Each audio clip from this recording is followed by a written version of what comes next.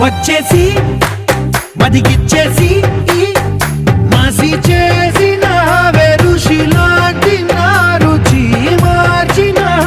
అభిరుచి సిక్కేసి చలి ముగ్గేసి